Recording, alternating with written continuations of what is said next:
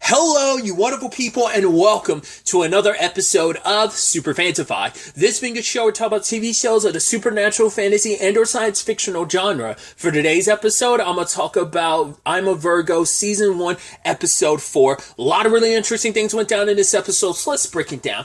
Obviously, the back half of the episode is the more dramatic stuff. Obviously, that's sprinkled in at the beginning, but it really leans into it more at the back half of the episode. So I'm going to start off with the more lighthearted elements first and foremost, which starts off with the whole Cootie and Flora's sex situation, which I wasn't expecting that to be as lengthy as it was and as extensive. I mean, it's a TV-14 show, so it's not like they're going crazy with it, but still, like, because they can't show you everything, they kind of have to describe it to you, which I'm like, I wasn't expecting you to get so detailed about it, but at the same time, it makes sense, because everyone's wondering, like, how the hell do you make that work? And they made it work, and but what they do show you, what they described, I was like, wow, that's wild. Which isn't to be like, oh man, this is it's because it's interesting and awkward, but you're also like, well, yeah, anyone's first time together is going to be awkward. I mean, just any two people, because you got to figure out, like, how do we gel? How do we, who likes what? But also for Cootie, it's literal first time, and Flora's kind of like,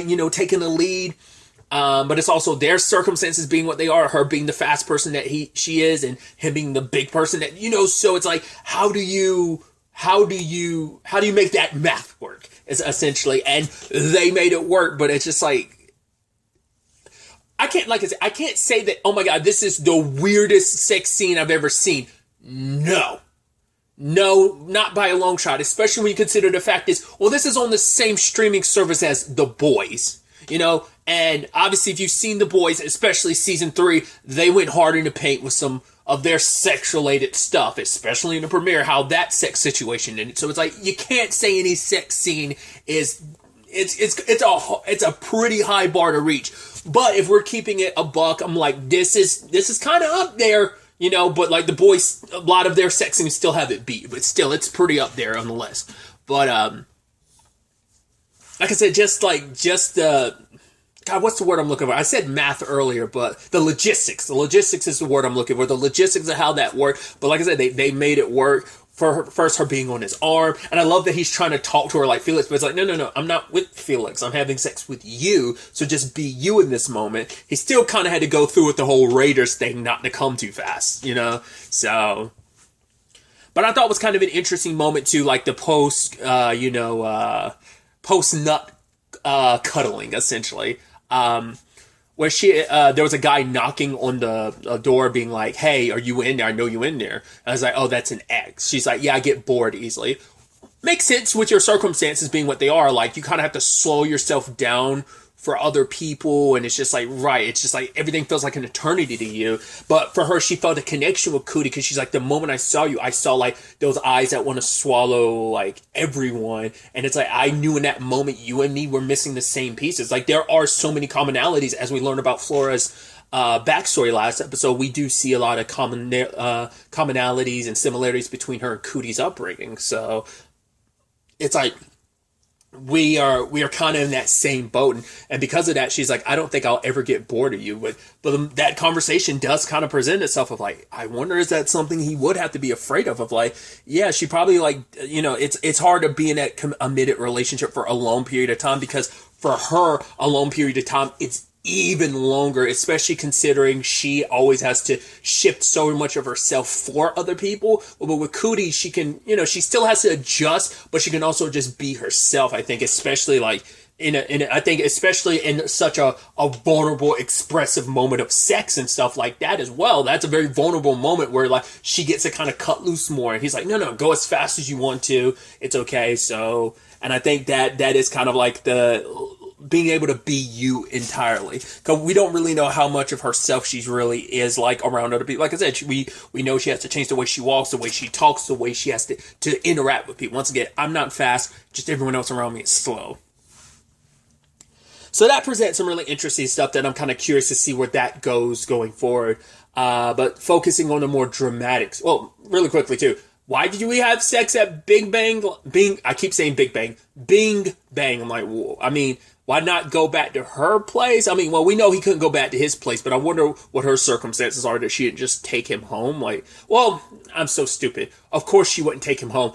Big Bang is the only place that would probably like have enough solitude, because that's probably in like the back freezing. Well, that's the back area, so it's big enough to support him. I once again, I'm so stupid that it's like, oh, the obvious thing of like Cootie's a giant, so of course you have to accommodate for that, and your place won't accommodate for that. I felt so stupid for not. That it took me this long to kind of get that. I'm like, why big? And it's like, yeah. Plus, it's a place you easily have access to that not everyone else does, so it makes it a lot easier to kind of make that a place of solitude to kind of, both of you, to kind of bust a nut, essentially, so. But shifting over into the more serious side of the episode, turns out sadly Scat did die. Felix tracked Jones down at a party, which she's trying to figure out her own situationship, where it's like, oh yo, like I'm kind of caught up with this person, but it's like I want to set boundaries. They start making out, but Jones finds out. She tries to call Cootie, but he doesn't get the message until like later on.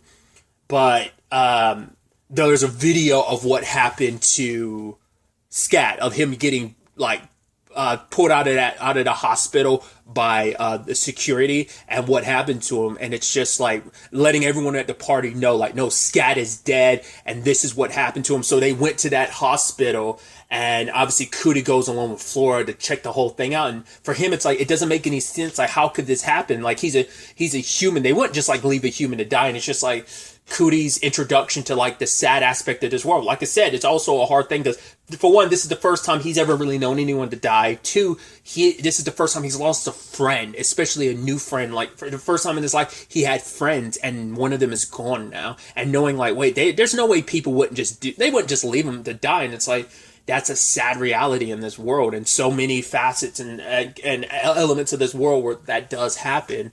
And Jones got up and was like, I will answer your question.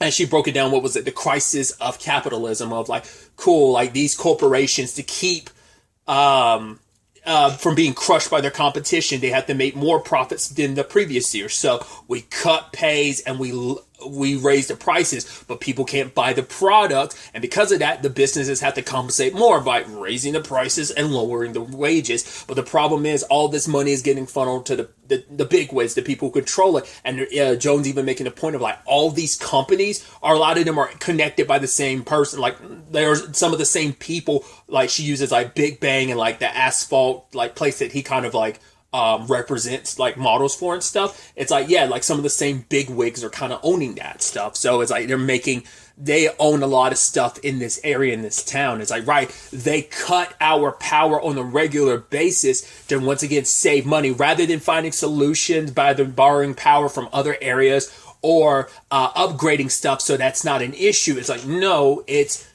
cost too much. It's like in the grand scheme of things, probably the amount of money that would be saved is probably like a small drop in the hat. Like, even let's say like, hey, it's like going to be like $1 million to upgrade or something. It's still a drop in the bucket to them in the grand scheme of how much money they're bringing in. So it is that conversation, or just like the fact is that you see large scale companies, because it builds up over time of like, yeah, it's $1 million here, but then eventually you keep going and going, it's going to be more and more expensive in the future. And it's like, why don't we just kind of cheap out a little bit? And it's just like, because it's that whole cost cutting of, being a cost cutting effectiveness is kind of what it comes down to. But what I thought was so interesting is when Jones did her thing, like the way it was represented. Once again, so many elements of the show. I was like, wait, is that just a story aesthetic, or is like, no? Because Cootie was like, did anyone else see that? He was talking to Jones about it, but she kind of brushed it off. And I was like, wait, what? Because it felt like Felix might have noticed it, and I think Flora did too, but she was telling Cootie like, no, just stop and just listen, because this is important, like, world stuff. But I think all of them recognized what was going on, and Jones kind of really dodged the topic. I'm like, does she secretly have some power? Like, maybe that's why she was never really the one, like, hey, I want to lead the charge, because we might find out that Jones might actually have some powers of her own of like, hey, I have maybe this persuasion ability. Like, my power is I can push people to kind of follow me, and maybe Francine kind of clicked into that. But maybe that's why last episode Jones was like, yo, I'm not really into like leading the charge type of thing. Like, I want other people to be leaders, because I guess it kind of almost flows too easily into that, hey, good intentions are good and everything, but if you get so absolute power can corrupt absolutely. So maybe she's afraid of like my power, like I can sway people so easily behind my cause. This is a cause to get behind, But it's like, yeah, we're going to shut these businesses down. We're going to basically make them lose profits until they have no choice but to, raise people's like pay as well as like lower the cost. Because if we don't, we're going to keep you guys from actually being able to do your work. We're going to cut into your business. We're going to strike, which is a very topical conversation too, especially with the conversations of strikes because of what's going on. Because the same conversation is applicable to the WGA situation, the Writers Guild of America situation of like, right, these movie studios and companies not compensating writers, and it's that larger conversation. And maybe SAG's going to get involved, and maybe even the Directors Guild is going to get involved. The Director Guild is currently like working out their deal, but if that falls through, and even SAG is allowed they had voted so that if they decide ultimately to strike, everyone in a higher percentage was like, yeah, we'll strike. So it's a very topical conversation. Like, I knew it was already a larger conversation across the industry, but even the Writers Guild thing is it's, even if it wasn't just about writing in Hollywood and movies and TV shows and stuff like that, that same conversation is applicable to so many other things. So it's like these conversations, like, they feed into each other, because even if the writer strike stuff wasn't happening now, that stuff could still be applicable in this regard of like the conversations that Jones is having on the like economical and like, capitalistic front. But then it's like it kind of feeds into itself. It's just like the timing is interesting. And then like tear gas is getting thrown into the crowd, and Flora's there, and she's like knocking it back at super speed. And Scat got the bobblehead, or the thing from a parking ticket that Scat had in his pocket. It's like, Scat probably got this for you. And for it just, all this stuff starts rushing through Cootie's head, and for him it's like, right, he's going to give Scat what he wanted. He's like, he wanted his name on the side of it, but he's like, yo, I got you, bro. And he started to spray it on the side of the building until he gets attacked by the hero, knocked out, locked up in chains, and dragged along the way. And I think it's even more messed up when it's like, hey, this guy's like, yo, I'm a big fan. The guy calls him Jay. Like I said, I think in the first episode his name came up, but like if you look up the cast, Walton Goggins, just his character's just the hero. I think that's the main delineation, even in IMDb. He might be almost on that Homelander thing of like, yeah, my identity as John is kind of going away. I'm just going to be the Homelander going forward. It might be kind of a similar thing, but he's like, yo, I'm an artist and I want you to check out my comic book. And he's like, yeah, there's no emotion in the face. And he keeps dragging Cootie. Like, the fact is that it's like, I'm doing this thing and I'm stopping to interact with you as a fellow comic book artist and writer. But it's like, yeah, there's no like emotion in those faces. And then he continues to drag Cootie away. And the guy's like, oh, thanks, Jay. It's like, that's so interesting. Once again, it's just so many things about that character where I feel like it is really like speaking volumes about who this character is and who they are under their circumstances. So it's like, how this all plays out is definitely going to be interesting to see where all of this ends up taking us going forward into the next episode. What's going to happen to Cootie post all of this? Like, are they going to like lock him up in jail for all of this, or what? We'll ultimately have to wait to see where all this ends up taking us going forward into the next episode.